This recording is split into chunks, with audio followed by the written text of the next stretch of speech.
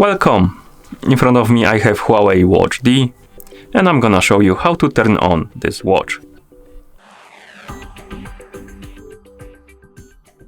To turn on this watch, simply press and hold the home button and keep holding it until you see the Huawei logo on the screen. Once you see the Huawei logo on the screen, you can release the button and wait until the watch is done booting into a system.